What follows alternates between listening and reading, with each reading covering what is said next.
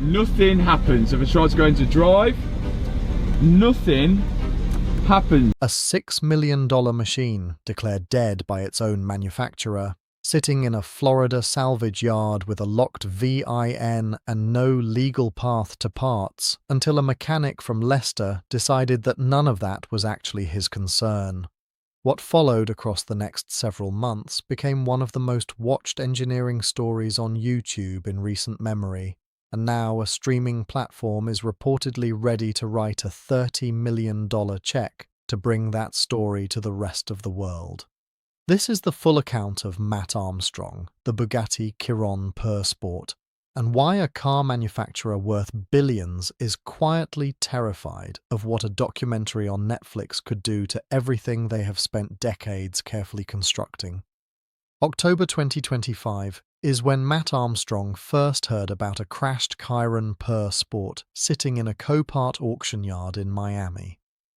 The car belonged to Alex Gonzalez, a Miami-based content creator known online as FX Alex Gut, who had driven it into a collision serious enough to deploy every airbag, destroy the headlights, collapse the front end entirely, and tear through the iconic Bugatti horseshoe grille that most people only ever see on a screen. Bugatti dispatched a specialist from their factory in Molsheim, France, to assess the wreckage, and the verdict arrived quickly. Written off. Total loss. The factory repair estimate came in at $1.7 million, and when Gonzalez declined that number, Bugatti reached for a tool that nobody in the automotive industry had seen deployed at this scale. They locked the VIN. Every dealership and every authorized parts supplier in their entire network received the same instruction. If anyone approaches asking for components tied to this specific vehicle, turn them away. Not a sensor, not a seal, not a single replacement bolt. The car took a salvage title, transferred to Copart, and as far as Bugatti was concerned, that was the end of the story.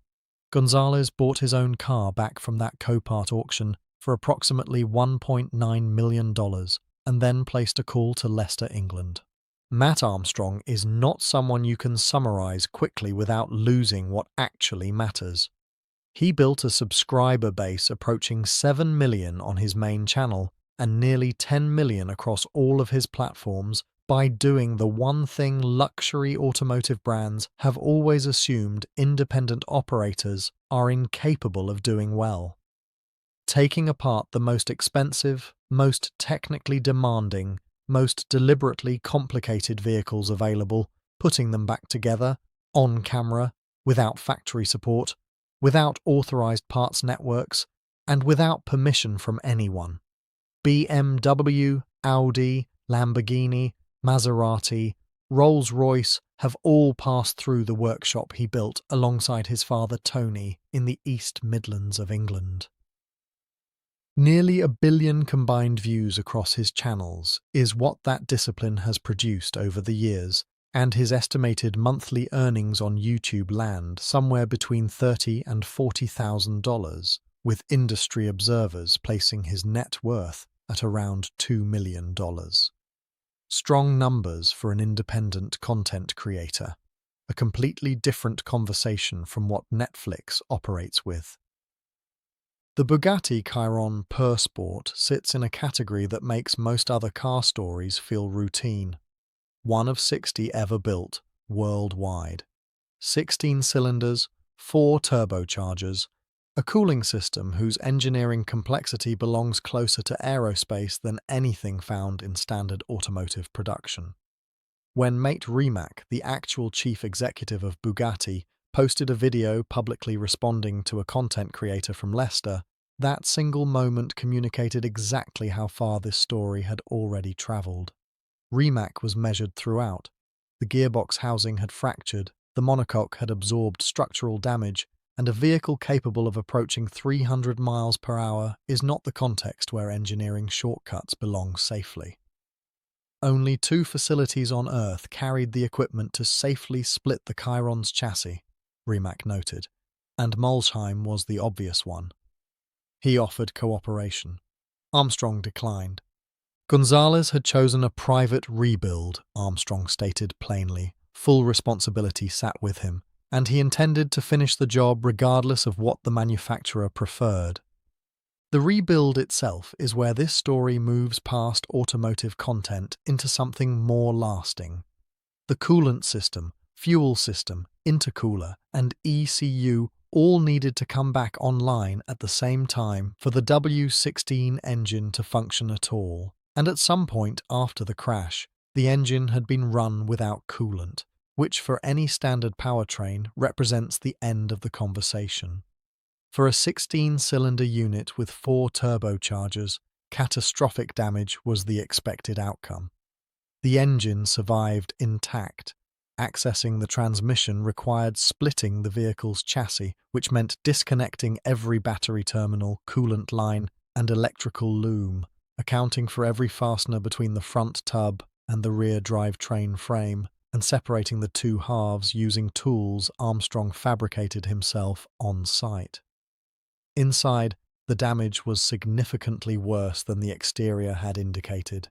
2 major tears running through the transmission mounts, the kind of structural failure that experienced engineers file under terminal, and Armstrong responded by getting the 3D scanner out. The damaged bracket became a CAD model. The CAD model became a CNC machined replacement that sources described as potentially stronger than the original Bugatti component. A custom exhaust system went to Valvetronic. Radiators were fabricated in-house from scratch. Interior airbags sourced from an Audi A3 found their way into a $6 million French hypercar and functioned correctly. And then, facing sustained public pressure alongside Gonzalez's stated intention to print every necessary part independently if required, Bugatti lifted the parts blacklist and revised their repair estimates downward. The company that had publicly declared this project beyond independent reach began quietly making it slightly less impossible. The W16 fired in a Leicester workshop, and grown men who restore vehicles for a living watched the footage of that moment and went visibly emotional, which tells you more about what actually happened there than any specification ever could. Netflix's documentary division operates on a scale that makes the entire Bugatti rebuild look like a rounding error in somebody's quarterly report. The $30 million figure circulating in industry discussions would represent a fraction of what the platform commits to a single major original series, but it would stand as the largest investment ever directed specifically at automotive content. What that money purchases is not a car documentary in any conventional sense. Remove the machinery from the frame, and what remains is a working-class mechanic who learned his trade from his father in the English Midlands, taking on one of the most exclusivity-driven luxury brands in the world, winning and recording every step on camera at no charge to watch. The right to repair movement, building momentum for years across technology, agriculture, and consumer electronics, from Apple and third-party repair shops to John Deere and the farming community, has never had a story this expensive, this visible, or this narratively complete to carry its argument. When a manufacturer locks a consumer out of repairing property they legally purchased, that sentence lands very differently in front of the full subscriber base of a global streaming platform than it does inside a YouTube comment section. It lands in front of journalists, regulators, and policymakers who have been watching this movement gather force and waiting for a story compelling enough to push it into the mainstream. Armstrong's appearance on the Cars and Money podcast, hosted by Rob Moore and Carl Hartley, gave the clearest public picture yet of how much of this story has never been fully told.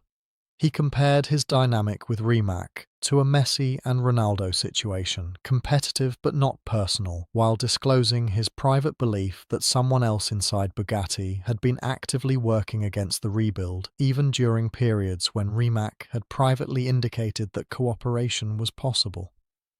Someone within the company, Armstrong suggested, wanted this to fail in ways that went beyond the official public position Bugatti had taken.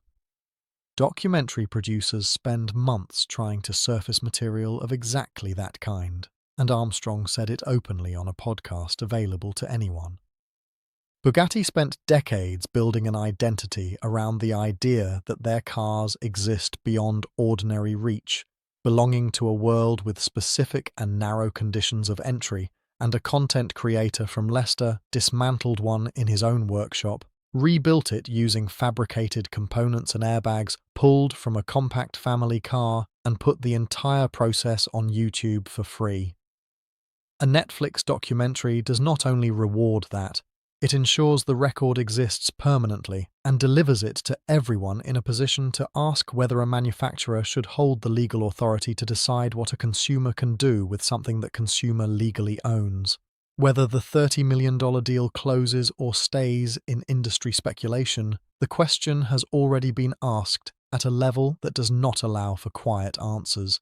And Bugatti, which may have held every technical high ground throughout this saga, is losing the only argument that will still matter a decade from now. The argument about who owns the story of what you own. And right now, that story belongs to a man in Leicester with a 3D scanner and nearly 10 million people watching.